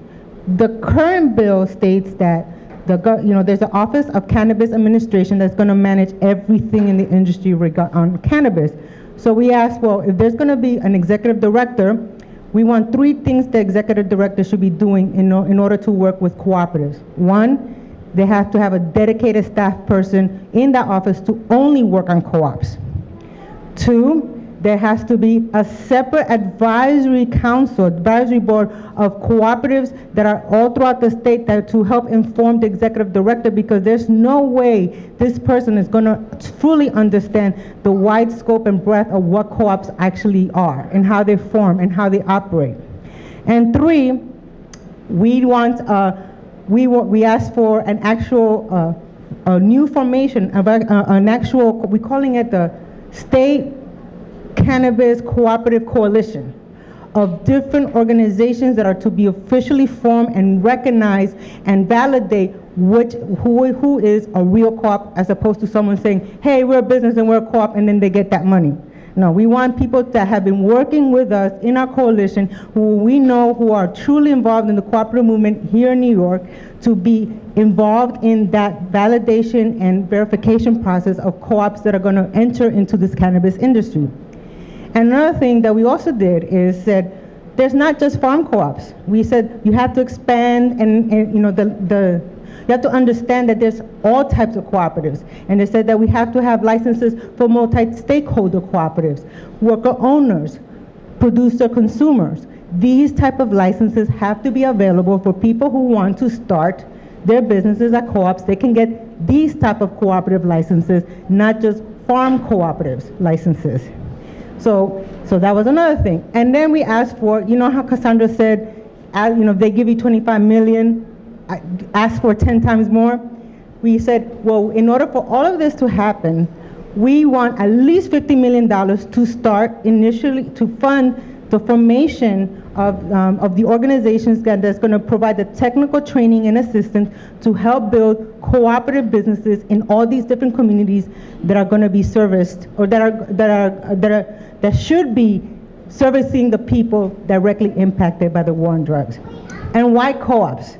Well, co-ops are perhaps the only true mechanism that's going to allow real justice into our communities, where people are going to be able to train themselves, learn how to do their business, no matter what their criminal record is, no matter what their background is, no matter what their language they're speaking, no matter how old you are. Because what co-ops are is when people come together, they pool their talents, they pool their resources, and they decide to form a business together. So not only are they empowering themselves and creating a community, a work environment that has dignity and respect, and you're paying yourself a decent wage, and you're giving yourself, like, you know, you are also sharing the profits.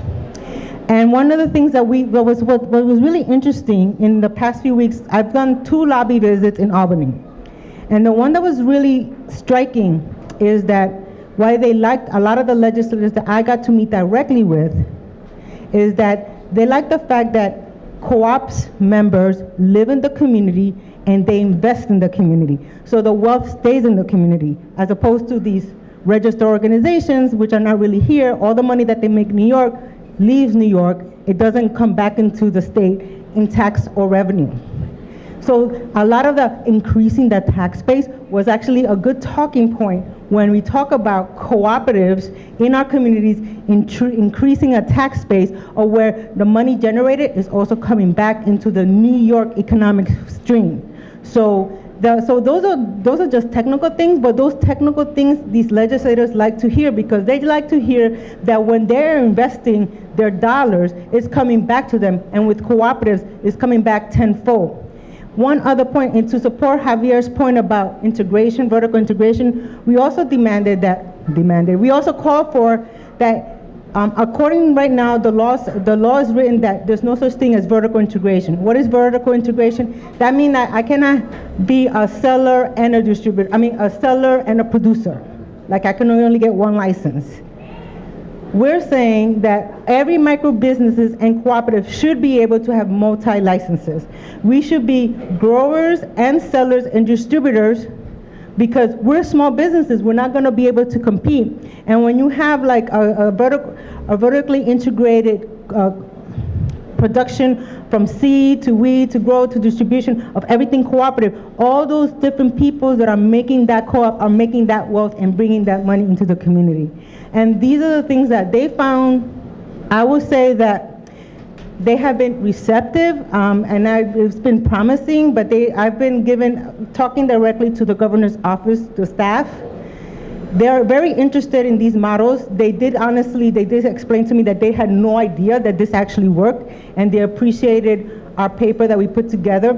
Who was part of the coalition, just so you know, that it wasn't just here in New York City. It wasn't just Green Worker or NICNOC, New York City Network of Worker Cooperatives. It was the farmers of the Open Buffalo, Rochester. We had people from Long Island. We had a union, or the retail host, RWDSU. We had union people in these conversations, and we were all we had lawyers. It was a group that we all came together to, so it was consensus based, so all the points were addressed. So one key element that I really want to appreciate Javier for pointing out is that it's true, our politicians do not know anything. They do not do this research. So I had no idea just how important that this document that we produce, that we deliver to the politician, is becoming the way in which they're using to understand what it is that we're calling for. Because when you want to lift our communities out of poverty in this society, in this capitalist structure, with all its racism, sexism, and all the isms, co-ops is the only way right now that we are able to truly unite, pull our money together, pay ourselves, and build and create the generational wealth so that ourselves and our future children and all our family members are able to benefit from. So that's it. I just wanted to keep it short, but I'm just saying that I just feel very proud that I think that cooperatives in the cannabis business are going to be a very strong and vibrant part of the bill that's coming out. So thank you. Any questions? Yes. I don't know what Javier is, but it might also pertain to him. When you talk about the vertical integration, seeds, distribution, and stuff, does that also include creating new variations? Does it get into the genetics? The science of it, Cassandra will actually have, because she deals more directly with that aspect of discussion with the policy stuff. That's like the farmer question, and I don't really know a lot of those farmer stuff, but I think that when they talk about vertical integration, it's more about what type of licenses. Like if you're a grower, you have a grower license, you cannot sell the weed. You have to get somebody else that has the selling license to sell it, or the distributing license. So even though you grow it, you cannot distribute it. Somebody else with the distributor license has to get it. So that's what vertical. Right now, the genetics of creating new strands. Oh, she might know better. The genetics, botany, cross-pollinating, is that part of this package of the marijuana industry? That's one question.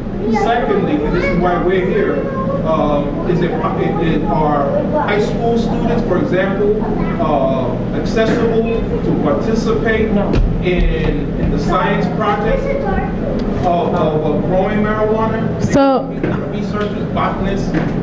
I know, like, to consume marijuana, it'll be like 21 plus. In most states, it's 21 plus. In some states, to work in a dispensary, you can be 18 years old. If there's if you're like in a college or something and there's like a medical program and you're doing like research on marijuana, I think that would be between you and like the institution.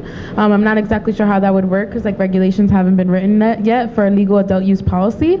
But basically vertical integration is basically seed to sale. So you're doing everything from growing the plant,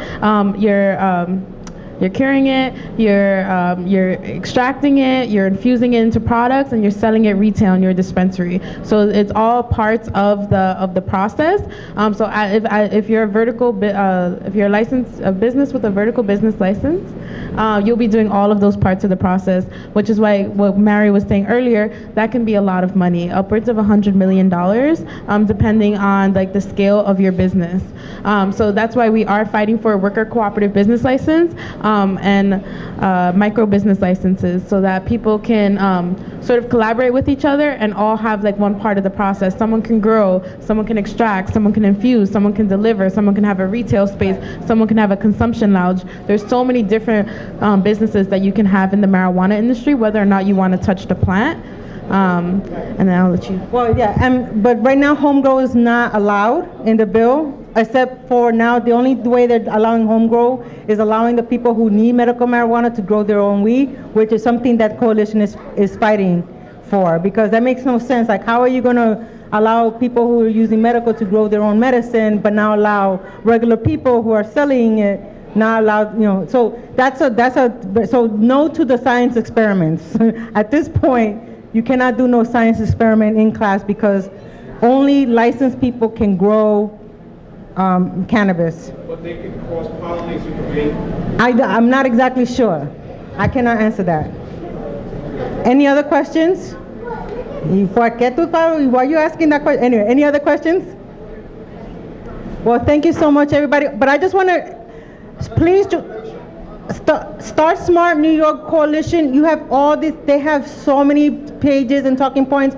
Really go to the website. Please get on the bus March 27th. Let me tell you what this week, Albany is chaotic right now. Everybody's got issues, right? We're doing real rent reform. We're doing all this stuff in Albany right now. And so we don't want to be drowned out with all the noise that's happening. That's why we need to turn up on March 27th and be at least 400 people strong, because there's a lot of noise happening in Albany and we have to be the loudest. And those phone calls is so true. They really do count how many instances of tweets and Facebook posts to legislators on this issue. There is someone in staff that is hired to just count it and present it to the politician. So please tell your people, do what Cassandra says. Take time to do it as often as possible for the next week. Coordinate that. If anything, go to the Start Smart New York Coalition for the talking points, for things to tweet. Everything's already written. You don't have to think it out. Just copy and paste. Just do that. Do it until April 1st and turn up March 27th. Thank you. And bring the noise.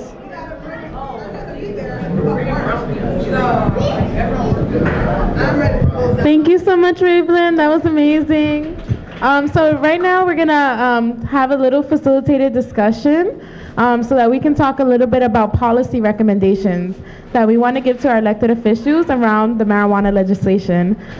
So myself, along with Omar Freya from Green Workers Cooperative, Jessica Gonzalez from Moyeno Gonzalez and Associates PC, and Maddox from Our Alternatives. So if y'all can come up here, Maddox.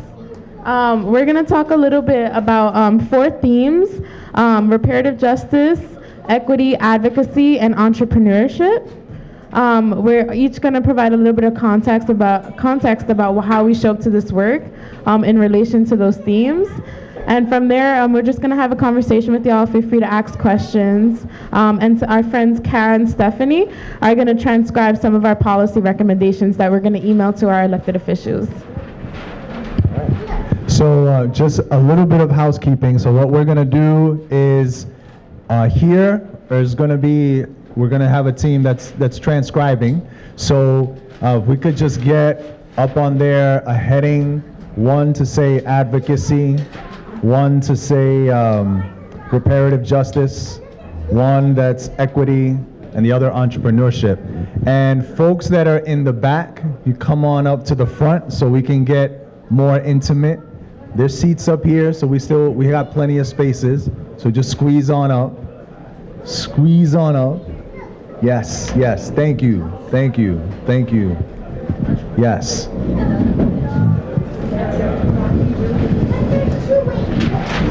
A bit about entrepreneurship. So my name is Omar Freya. I'm with Green Worker Cooperatives. You heard a bit about cooperatives, but the topic here is about entrepreneurship generally. So this is about starting businesses. So the question for us to really think about is, what are the things that we can do to ensure that folks in our communities who've been engaged in selling of all kinds, in all forms, have the opportunity to sell whatever it is. But beyond that, whether it is any part of the marijuana plant or engaged in any kind of any aspect of the business, any of the ancillary or businesses that aren't touching the plants, like even the, whether it's human resources management or tracking data or compliance or anything like that, but also whether it's things that have absolutely nothing to do with the plant. Things that have absolutely nothing to do with weed, but you know, you're in a community that has been impacted by the drug war. You want to be able to start up a business. What are the opportunities that are available to you? So there are, you know, plenty of people doing work in this area. We're focused on cooperatives and worker cooperatives in particular, and see that as one form, one important way for people to be able to pool their resources and start businesses together. But you don't have to be doing a cooperative. You could be doing, you're a solo entrepreneur. You know, what are the opportunities that are available to you? And so as we move forward and think about creating legislation and what are the things that can happen from New York State related to marijuana legalization, and what are the things that can be done to really ensure that we have opportunities, people have opportunities to start businesses, and if you want to be in the cannabis industry, what are the things that can be done to ensure, it really did turn the lights down low, all right. So what are the things that can be done to ensure that folks have the opportunities to be able to start businesses? So hi everyone, I'm Jessica Gonzalez. I'm the founding partner of Moyeno Gonzalez and Associates, which is a female and minority-owned cannabis law firm. So I'm licensed to practice in both New York and New Jersey, as is my partner. We are both Latina. We both speak Spanish. Now, I was working in a cushy corporate law firm, and I quit because I saw how much injustice there really was occurring, and even at the point where you're trying to get an attorney. If you cannot get access to legal services, and if you're trying to form a business in the cannabis space, you stand absolutely no chance. So my firm, what we did was I created it with my partner in order to provide these legal services specifically to women and people of color. We offer an introductory rate for every startup for the first year. And that way, like the barrier to entry is a little bit lower. So I work with clients who are going to be applying for retail licenses in New Jersey if the bill will pass on Monday. So once those licenses come out, my clients are already gearing up to be fully prepared. I'm working with clients who are looking to grow. I'm working with clients who are opening CBD stores in different municipalities.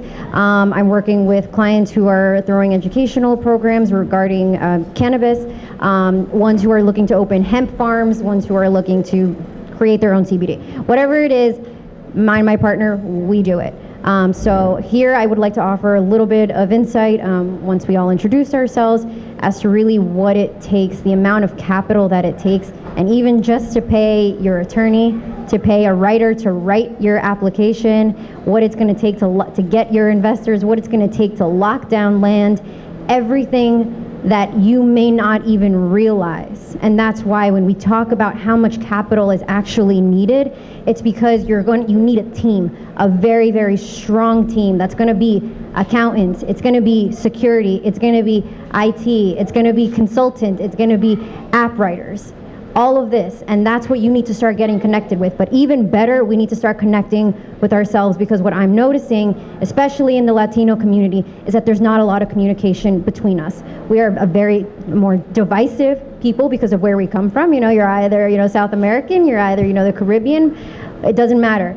We need to now start getting together, and we need to start working with each other, right? Because that's what the white folk are doing. They're having private dinners, and they're getting together, and they're saying, here's my accountant, here's my lawyer, here's my person who does security. But we don't do that, and that's what we need to start doing. Facts. Yes, y'all already know my name is Maddox, and I'm just here to continue to uplift the advocacy for us, that what would it take for us to get to the place where we want to be, and what do we have to do from here until Monday. Like even hearing that is literally a week away. What can we do now to move forward? Like if it's hosting these pizza parties to make calls, if it's social media, culture is a weapon, so how could we use that weapon to mobilize our communities? Thank you. And for everyone who didn't catch it earlier, my name is Emily. I am a worker owner of Jaime Madre, which is a women and femme of color worker cooperative.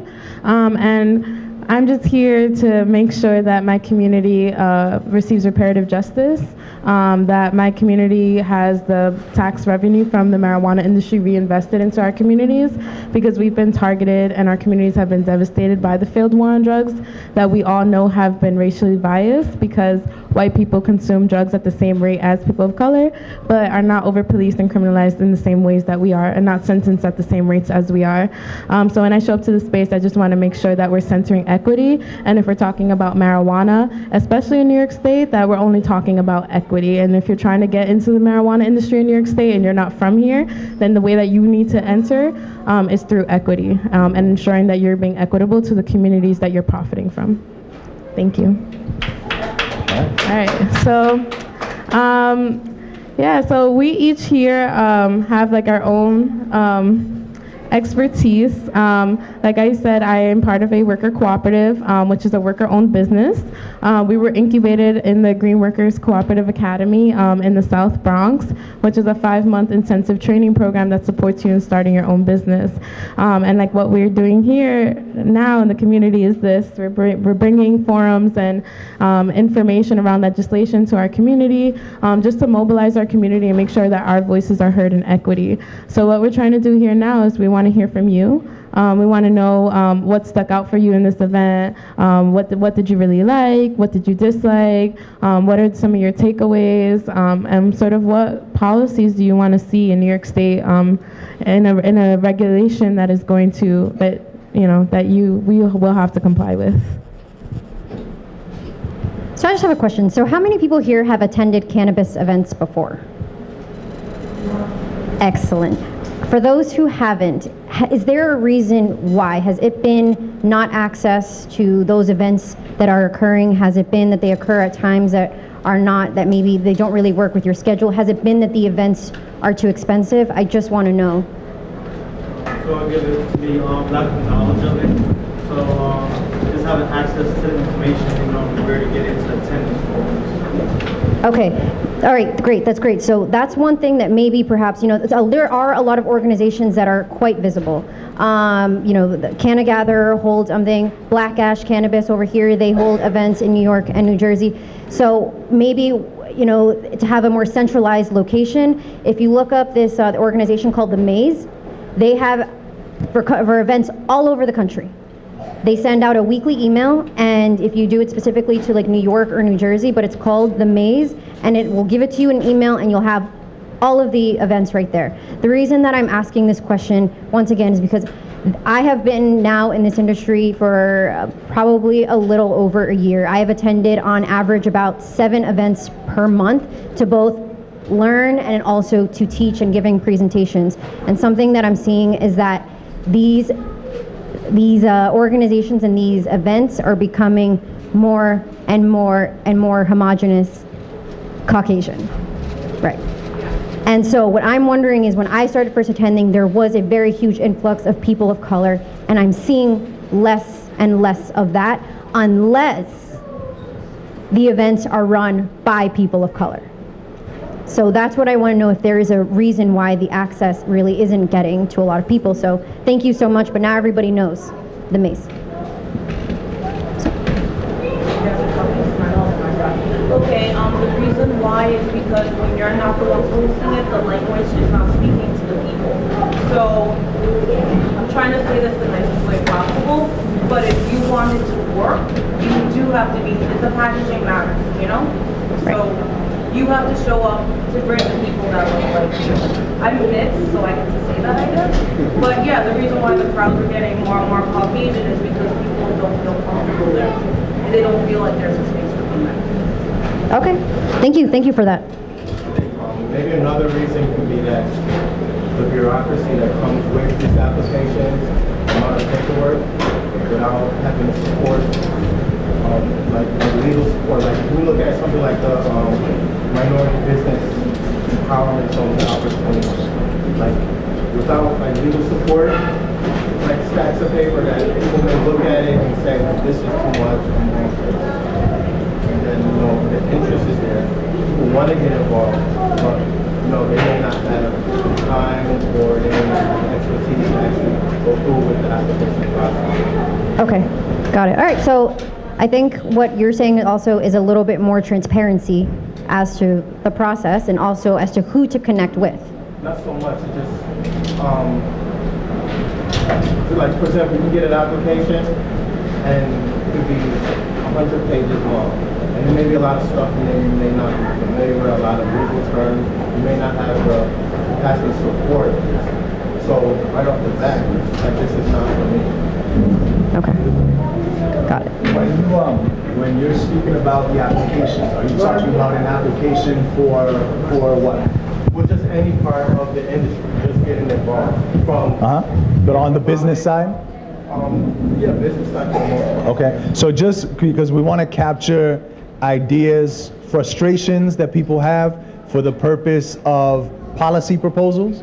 So this coming week is important. There's a lot of work that's been happening. So what I'm hearing and what you're saying is that there's a lot of I'll say not misinformation, but information is not readily available or easily accessible to be able to start your business, to get in any part of the industry. Is that right? I would say more support during the process of ideas. So support during the process, Application process. support in the application process, Development process. the business development process. Development process and actual incubator accelerator during a startup. So And having incubators and accelerators. ensure that the company actually succeeds. Mhm. You know, you could throw money into business or an individual that may not have experience. They may not, have the expertise. So it could be like, maybe for example, like board advisors or business people who are personally invested to make sure that businesses succeed. Okay. All right, great. So we got up here, yes, frustration, support during the business development, incubation process. Yeah. What I observed about what's different, like cannabis events, is that we're being told what to do, but right now, no one has trained us. Like, we should do our community and we're never trained. Same way we're not taught how to deal with money and credit card and how to have a good financial, like, rigor or something, how to save money or invest. It's the same way I feel like our people need help on how to, like, let's say have a workshop where they teaches you how to go through, like, a simple application or how to start researching to what you want to do about the marketing. And right now I appreciate you saying that because I'm writing it down. I'm like, my people, to be targeted in certain way. Like, what channel are you using? Like, are you on Instagram all the time? Are you on Facebook? Like, how can we communicate to be clearer so you can come to the events and be part of the movement? Yeah. And then not only that, just like subconsciously, psychologically, people in our communities feel like this is for us. That, you know what I mean? Because a lot of times people automatically say, well, I got a record, or it's for big companies, I can't compete, I gotta get like. They've already internalized. They already said like, oh, it's not for me, it's for somebody else in the company. So that's part of it too, like dismantling that we've internalized, that like they trying to make it seem for that this stuff is inaccessible, right? Even the fact for people to sit here and tell us like it is inaccessible for y'all to have millions of dollars, like you can't make that happen, and to just be happy and to comply with, and then just making maybe grinders, just be happy with making grinders, but you can't own a dispensary. That's the same thing with every other industry in America. But we really trying, because obviously it's so challenging, but really trying to shift all of that. Even the fact that there's kind of like that mechanizing in our bodies that we feel like, that's not for me, I can't even fill this application. So how do we use the resources that we already have in our community, like Green Workers, for example, that literally trains us to be able to make your own business. It shows you that it's possible, but of course you need support, and you need a legal team, and you need X, Y, and Z. So I think what y'all saying is that there needs to be more efforts in our community to uplift the resources that are out there and show that, yes, this is possible. It's just a matter of aligning what is already in the place. Because I think that people want to make us feel like we got to reinvent the wheel and we got to go externally, but we already got it. It's just a matter of aligning what we have, having our voices be heard, and not letting people's opinions get to our heads, because they want us to give up, right? And they want to lowball us too, and we can't take that. I just wanted to add that I feel like as a Latin, I'm from the Dominican Republic, and I feel that Latinos need to talk about cannabis.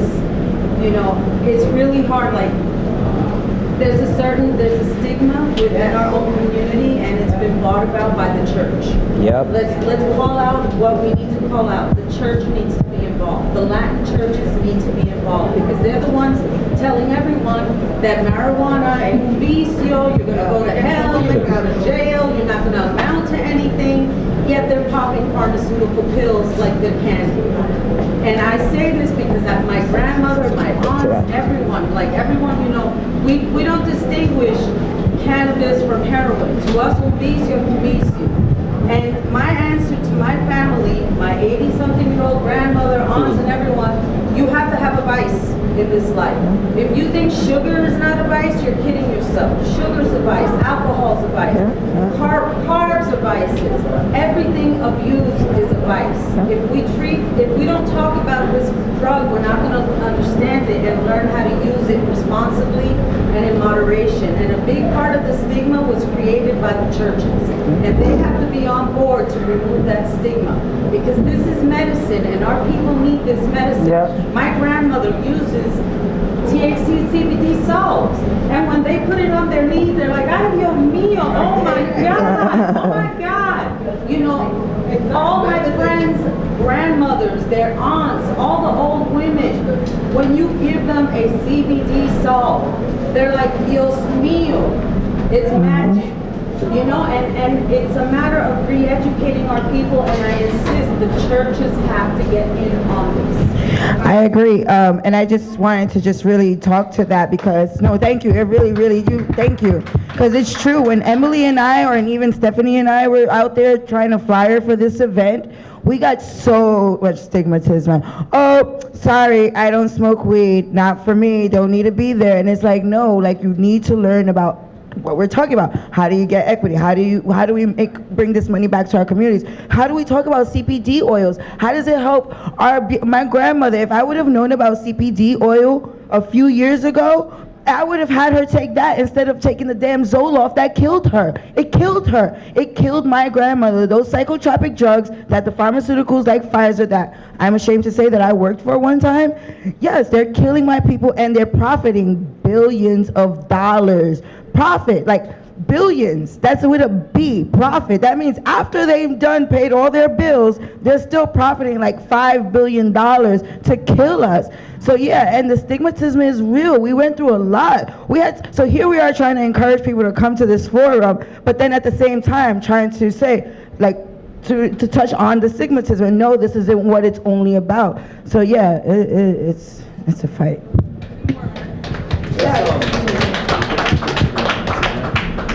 So we just got a few minutes, so let's want to get as many people to give your ideas and share. We got some good stuff, and there were a few hands that I saw shoot up.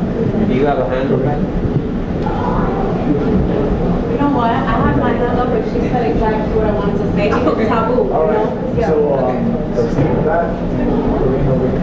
I just wanted to talk a little bit about, you know. All right. Do you want to come up and grab the mic? You know what my fear is, you know, if we do have adult legalization, that other infrastructures won't really respect it, like health and hospitals, like law enforcement. It's like, what do we do to like make sure that they stay true to the law? It's like, I feel like that hospitals and law enforcement will start to create policies that contradict, you know, legalization, adult legalization. And, you know, I'm a healthcare provider, so I'm afraid that, you know, women are going to come in and still get tested for marijuana. It's like, what do we do to protect against those kind of infrastructures? You know what I'm saying? I hear that as a concern around equity. Maybe how do we make sure that there aren't you know, it's, damned if we do and damned if we don't. We do this, we do legalization, and then we get hit on the back end. So just to speak to this one about law enforcement, actually. So while I'm not sure what the New York bill says, but in the New Jersey one, since it looks like New York may or may not be going through for this round, but New Jersey does have in their legislation for law enforcement specific guidelines, as in before police, if they smelled it on you, if they saw you walking around with it, then the reasonable suspicion standard was met and they were able to stop you and search you. Now in the New Jersey bill that is going to be voted on Monday, what it states is that they can no longer presume that if they see marijuana on you, they can no longer presume it is illegal. If they see it next to money, they can no longer presume it is illegal. They now have to assume that you acquired it legally. As in those searches, stop. Now, that does not apply to driving, because there's this whole driving under the influence that they're really trying to deal with, and they're trying to grapple with that right now. But if we're looking at, that's actually going to be in the legislation. That's something that I anticipated was going to be in the rules and regulations when they come out. But in the legislation, it specifically states how police must treat marijuana when they see it. So maybe that's something we can put down for reparative justice. Okay. Anyone else? Oh, you got a hand up. Wait, can you speak louder, please? I was talking in terms, not Puerto Rican, of how we get the institutions, like she said, to respect the recreational use of marijuana. And I think it's in the law books. What are our rights as we live? If our rights to use marijuana and not be tested like that are violated, we start suing the parents of them. They'll stop. Am I wrong? Maybe. Maybe. But like I said, when the legislation is drafted, then those concerns need to be in that, right? Now, like I said, for New Jersey specifically, this is to law enforcement of now how they have to treat it. And how now, because now you can respond that if a cop stops you on the street and says, you know, you can just say, I got it legally, and you should be good. Now, ideally, is that what happens in our world? Like, no, right? Exactly, right? And then who bears that burden? The one who was accused of it, right? Exactly. So that is something that, you know, is definitely a concern. But in terms of, you know, for illegal, taking out blood and, you know, drug testing you for it, you know, that I cannot speak to. But, you know, that is definitely a concern.